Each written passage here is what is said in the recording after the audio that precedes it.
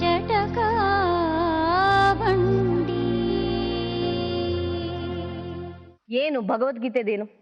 ಅವ್ರು ಮಾತಾಡೋದೆಲ್ಲ ನಿಜಾನೇ ಆಗಿರ್ಲಿ ಮೇಡಮ್, ಸುಳ್ಳೇನು ಹೇಳೋದ್ ಬೇಕಾಗಿಲ್ಲ. ನಾನು ಏನು ಸುಳ್ಳು ಹೇಳಲ್ಲ, ಅವ್ನು ಮಾಡಿರೋದ್ನ ಒಪ್ಕೊಳ್ಳೋಂಥದ್ದು ಏನಿಲ್ಲ. ಬೇಕಾಗಿರೋದು ಇವಳಿಗೆ ನಮ್ಮನೇಲಿ ಊಟ ಬಟ್ಟೆ ಬೇಕಾಗಿರೋದು. ಒಪ್ಕೊಳ್ಳೋಂಥದ್ದು ಏನಿದೆ? ನಾನು ಹೋಗ್ತೀನಿ 100 ಜನ ಹತ್ರ, ಇವತ್ತು ಹೋಗ್ತೀನಿ 100 ಜನ ಕರ್ಕೊಂಬಂದ್ ಮಾಡ್ಕೊಂತೀನಿ. ಅದು ನಿನ್ಗೆ ಇಷ್ಟ ಆದ್ರೆ ನೋಡಕ್ಕಾರೆ ನೋಡು, ಇಲ್ಲ ಹೋಗ್ತಾ ಇರೋ. ನಿನ್ನಿಂದ 1 ರೂಪಾಯಿ ನಾನು ತಿಂದಿದ್ದೀನಾ? ಹೇಳು, ತಿಂದಿದ್ದೀನಾ? ಇಲ್ಲ ತಾನೆ. ನಾ ಕಷ್ಟಪಟ್ಟು ಅದು ಒಬ್ಬನ ತಲೆ ಹಿಡ್ದೆ ತಂದು ಕೊಟ್ಟಿರೋದು ನೀ ತಿಂದಿರೋದು. ಇವಾಗ ತಲೆ ಹಿಡ್ದೆ ಊಟ ಹಾಕ್ತೀನಿ, ತಿಂತೀಯ ನೀನು? ನೋಡಿ ಮೇಡಮ್. ಹೌದಾ ಮೇಡಮ್?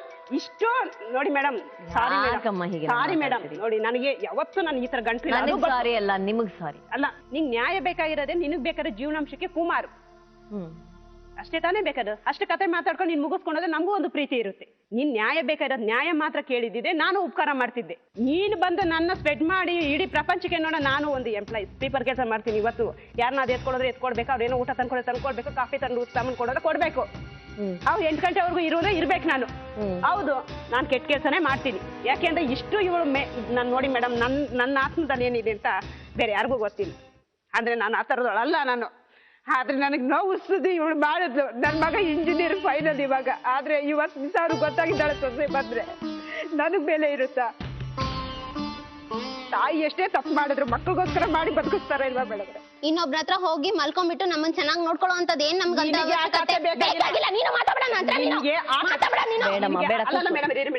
ನಿನಗೆ ನೀ ಬಂದಿದ್ ನ್ಯಾಯಕ್ಕೆ ಅಂತಕ್ಕೆ ಏನ್ ನ್ಯಾಯಕ್ಕೆ ಅಲ್ಲ ಮೇಡಮ್. ಇವಾಗ ನಿಮ್ ಹತ್ರ ನನ್ನ ಮರ್ಯಾದೆ ತೆಗಿತ್ಯಾ?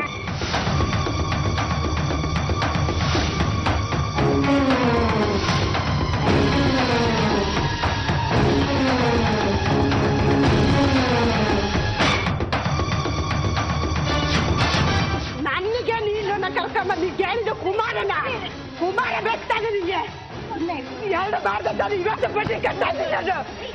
ಏನ್ ಬಡ್ಡಿ ಕಟ್ತಾ ಇದ್ದೀನಿ? ಬಡ್ಡಿ ಕಟ್ತಾ ಇದ್ದೀನಿ. ನಾನು ದುಡ್ಡಿದ್ದಿಲ್ಲ, ಬಡ್ಡಿಗೆ ಆಗ್ತಾ ಇದ್ದೀನಿ. ನನಗೆ ಒಂದು ವಾಲ ಇಲ್ಲ. ನಿಮಗೆ ಅವಸರ ಮಾಡ್ತೇನೆ ನಾನು. ಇವತ್ತೆಲ್ಲ ಅಷ್ಟು ನೀನೇನ್ ನೋಡ್ಕೊಳ್ಳೋದು ಜೈಲ್ಗೆ ಹಾಕ್ತಿಲ್ಲ. ಇವತ್ತೇ ಆಗ್ತು. ನಾನು ಇವತ್ತು ಹೋಗಿ ಇವತ್ತೇ ಬರ್ತೀನಿ. ನಾನು ಸುಳ್ಳು ಬಿಡಾಗ ಯಾರು ಹೆಲ್ಪ್ ಮಾಡಲ್ಲ. ನಾನು ಒಳ್ಳೆಯವಳು ನಾನು.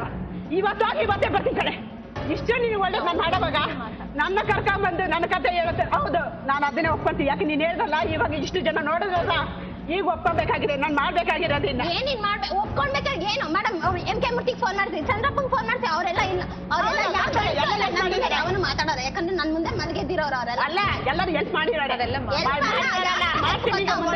ಹೆಲ್ಪ್ ಮಾಡಿರೋದು ಇವೆಲ್ಲ. ಇವಾಗ ಮಾಡ್ತೀನಿ ನಾನು ಮುಂದಕ್ಕೆ. ನೋಡಿ ಮಾಡ್ತೀನಿ. ನೀನ್ ಯಾರು ಕೇಳಕ್ಕೆ? ನೀನ್ ಬೇಕಾಗಿರೋದಿಲ್ಲ ನೀನು.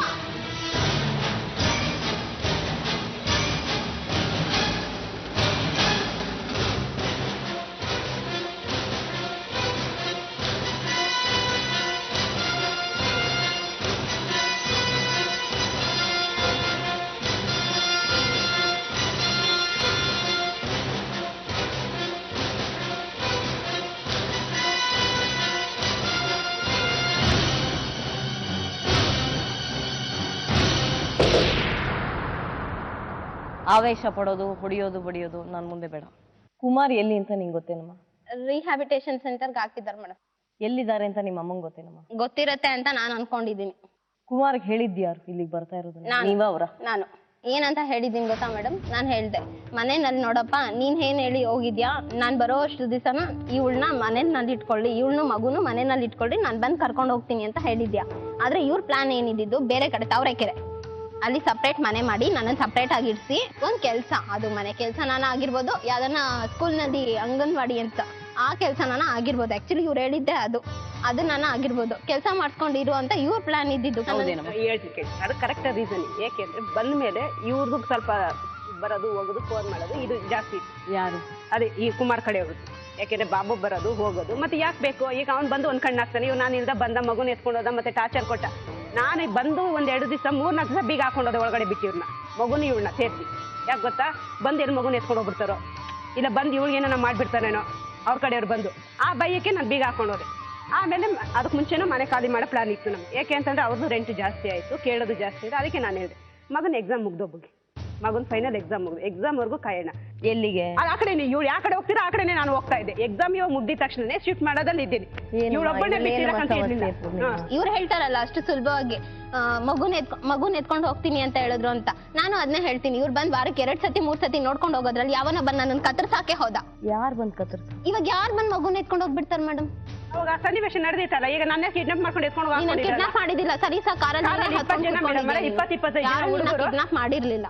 ಇವರೇ ಸಲೀಸಾ ಕಾರಲ್ಲಿ ಹತ್ಕೊಂಡು ಹೋಗಿ ಕೂತ್ಕೊಂಡಿದ್ದಾರೆ. ಅಲ್ಲ ಮೇಡಮ್, ಒಂದ್ ನಿಮಿಷ ಪೂರ್ಣಿಮಾ, ನಿಮಗೆ ನಿಮ್ ತಾಯಿಗೆ ಸರಿ ಹೋಗ್ತಾ ಇಲ್ಲ? ಸರಿನಾ ಅಲ್ಲ ಮೇಡಮ್. ಮತ್ ಯಾಕಮ್ಮ ಒಟ್ಟಿಗಿದ್ದು ಇಬ್ರು ಪರದಾಡ್ತೀವಿ? ವಿಧಿ ಮೇಡಮ್, ಇವಾಗ ಏನು ಮಾಡಕ್ಕಾಗಲ್ಲ. ಏನು ಆ ತರದ ವಿಧಿ ಏನು ಇಲ್ಲ. ಎಷ್ಟೋ ಜನ ಹೆಣ್ಮಕ್ಳು ಈ ಪ್ರಪಂಚದಲ್ಲಿ ಒಂಟಿಯಾಗಿ ಬದುಕ್ತಾರ.